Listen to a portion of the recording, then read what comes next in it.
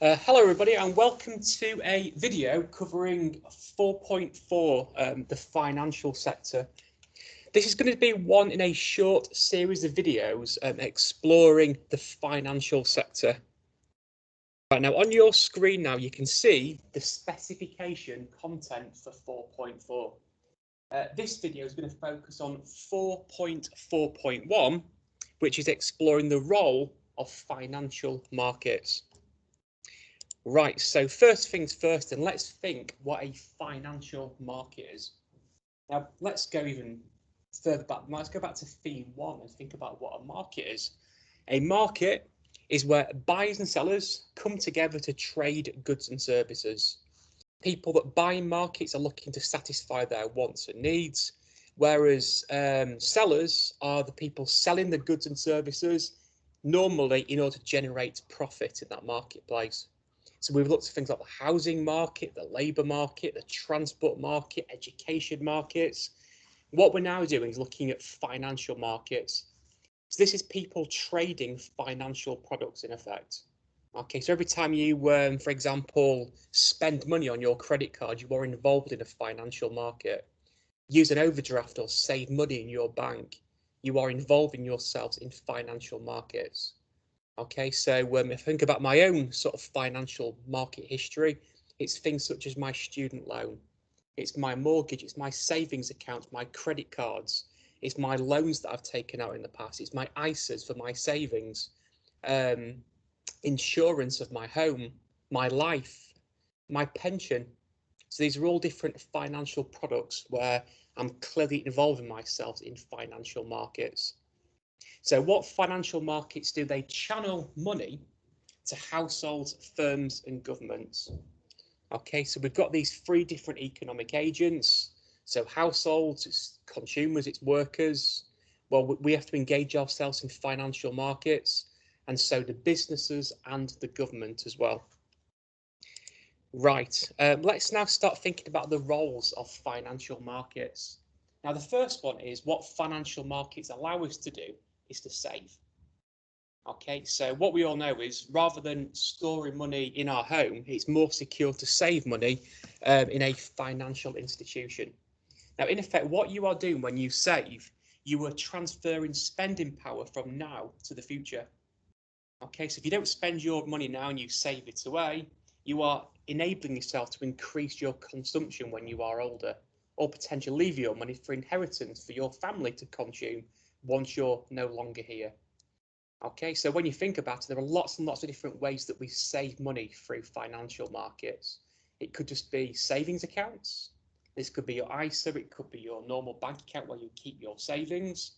That could be to allow you to go to university and increase your consumption there. It could be to help you buy a car or pay for a holiday next year. So you are not spending your money now, you're saving it for some point in the future. Things we could be looking at here though as well could be long-term sort of savings plans, pension schemes. So as an employee, I make monthly contributions from my wages into a pension fund, and that means that when I retire, I'll have an income that I will be able to live on to carry on meeting my wants and needs. So when you think about it now, by me saving monthly now, I'm transferring that loss of income now to some point in the future when I retire. Now, savings doesn't have to be money in the bank. It could be stocks and shares. So, for example, your mum and dad might have invested in the stock market, which might mean that you own shares in a company. Well, technically, what you could do, you could then cash those in at some point in the future, and that would give you some money to increase your consumption when you save. So, what a key role of financial markets is it allows you to save your money securely in financial markets. It's also worth noting as well that what saving your money through financial markets does, it will hopefully make your savings inflation proof. So what we know is that on an annual basis, price levels will increase over time. That's what inflation is. And if the value of your savings don't increase with inflation, then the real value of your money will start to go down. So normally when you save money, there'll be some form of interest rate attached to it.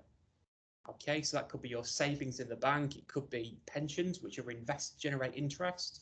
So the idea is that when you save your money in financial markets, that money's working for you. It's going to generate a return which will hopefully be a higher rate than what the rate of inflation is. So you're inflation proofing your savings. Now, another key role of financial markets is lending. Well, all economic agents have to borrow money at some point. So as a household, I think about borrowing that I've done in the past. I had to borrow money to fund my degree. I had to borrow money to buy my property. I've borrowed money in the past to buy sofas, to buy cars, etc.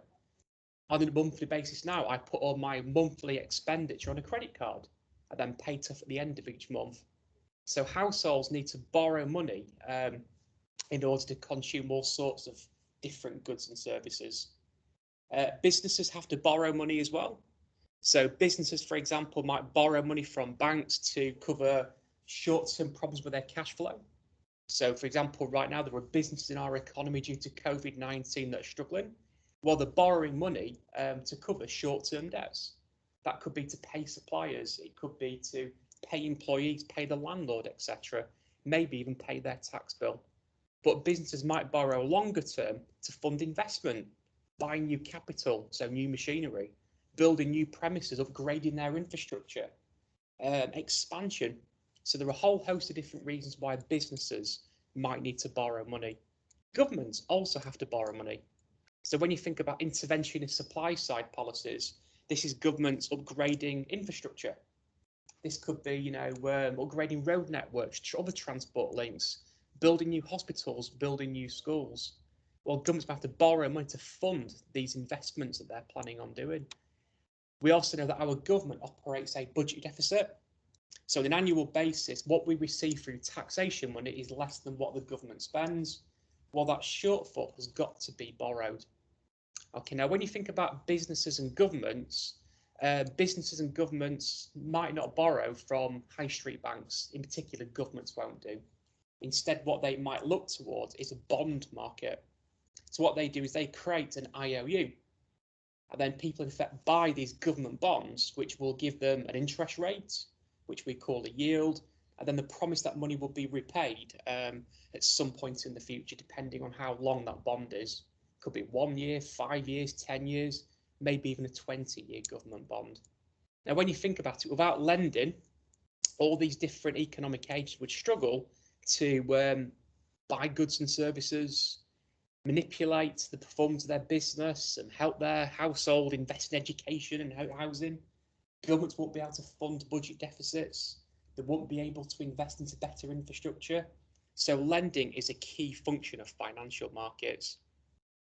It's worth noting, though, that savings and lending are entwined together. A lot of banks, for example, or lots of financial institutions are what we call intermediaries.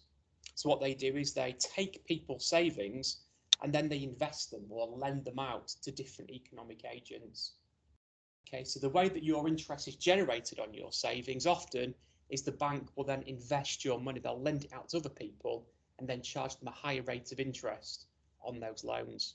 That will give them the interest to pay you back the interest on your savings, but also give them some profit as well. So when you think about it, banks reinvest other people's savings. That generates a return for the saver, but also for the bank as well. The next one is facilitating the exchange of goods and services. What we know is in markets, we don't rely on bartering to exchange goods and services. We exchange output through currency. So the idea is what financial markets do, they create an efficient way of exchanging goods and services, what we call a medium of exchange. So, for example, central banks will print currency. That allows us not only to exchange goods and services within our economy, but it also allows us to trade internationally. So we can buy and sell foreign currency, to buy foreign goods and services, to invest overseas. So without an efficient medium of exchange, that ability to exchange goods and services and invest would be extremely difficult to happen. I have noted here, though, as well, that medium of exchange often isn't about exchanging money anymore. It's often electronically. So when you think about it now, lots of the things that you buy are through debit or credit card transactions. Well, if that's the case, then we need to make sure through financial markets we've got an efficient way for that to take place. Okay, so a key role of financial markets is to allow you to buy things online through debit or credit cards, to allow you to buy things in retailers through debit and credit cards. So what this system is, it allows for this efficient exchange of goods and services. Right, now, the final two roles of financial markets that we need to be aware about are providing forward markets and providing a market for equities. Now, providing forward markets, first of all, what we know is that prices can fluctuate up and down, and that will create lots and lots of uncertainty in markets. If you're a business and you've got to buy raw materials at some point in the future, if you've got fluctuating prices, you are going to find it very difficult to work out what your cost of production will be. If you're selling something into the future, again, fluctuating prices might mean that you're not sure what price you will get for your product. So again, you've got price uncertainty. It makes it very difficult for you to work out profits. So what we're looking at with forward markets is a financial product called a derivative. In effect, what we're doing now, we are locking in a future price that we expect to buy a product for or sell a product for right here, right now. Now, this is often linked to things like commodities, but also currency. So let's say you're a business and you have agreed to buy something from Canada at 6 months into the future.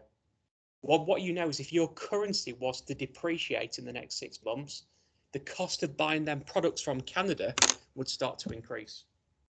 So what you might do, you might enter into a forward contract, which gives you the option, or gives you the right to buy a currency in the future at a price agreed today now. So what you are doing here, you've got certainty over the prices that you will pay for essential commodities, but also foreign currency. Okay, so this in effect is about locking in a price that we will pay in the future right here, right now. It's about trying to remove uncertainty when it comes to prices. Now, the final role of financial markets is to provide a market for equities. Okay, now what we're looking at here are the shares of companies. Now, by the way, in America, they often call shares stocks. So when you buy shares, you buy stock in a company, and that's where the term stock market comes from. Now, the idea is when firms sell shares in their business, they are in effect generating money. And that money can be then used to fund expansion or investment back into their business. Okay, so firms need to be able to sell equities or shares in their companies to allow them to raise finance to fund expansion. Now, people buy shares because what you are speculating on, if you like, is that at some point in the future that share price will increase, which means that you could technically sell those shares and generate profit. But what you are also then entitled to is your chunk of the profits of that company. And they would be the dividend payments that people then receive. Now, when you think about it, this is a key function of a free market economy, the ability to invest into different companies through the stock exchange. It's worth noting, though, that a lot of the shares that you buy or people buy are not what we call through primary or first-hand markets. A lot of the shares that you now buy are not buying direct from the business that sold them. So the idea is when you buy shares in a company, the idea is that when you buy them direct from the company, the funds go direct to the business. And that can be used to fund expansion investment into that business. But the problem is when people buy shares, it means their money is often tied up in that company. Now, when the money's tied up, you've got poor liquidity. So if you, for example, bought £10,000 of the shares direct from BP, you might need that money back. So the idea is what you can then do is to sell these shares through secondary markets or second-hand markets. So you can then sell them on to other people.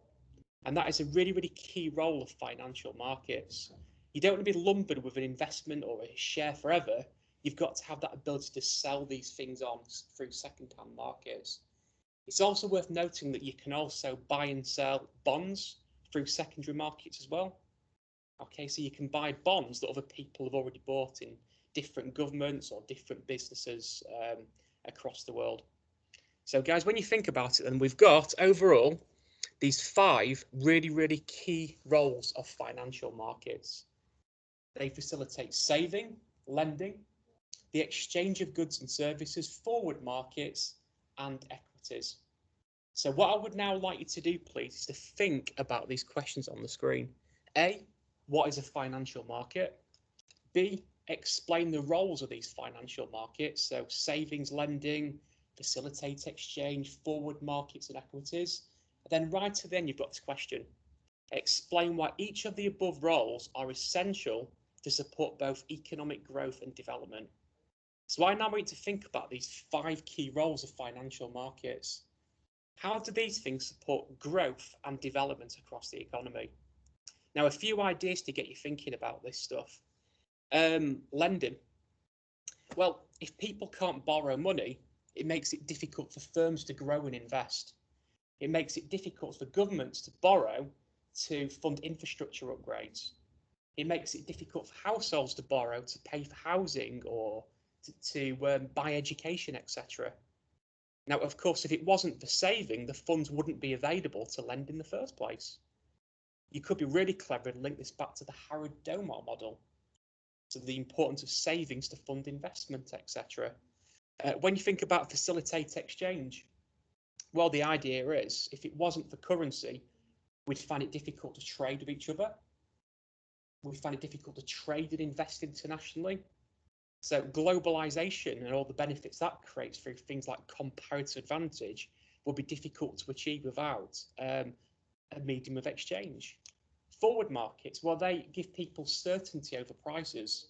That could give people confidence to invest, to buy, etc. And equities, if firms can't sell shares, well, again, they might struggle to raise the funds they need to invest and expand, employ more people. So clearly, what these 5 different roles of financial markets do, they will clearly support growth and development. So please try and have a go at these questions. So hit pause now. And when you've done these, you have reached the end of the video. Thank you very much.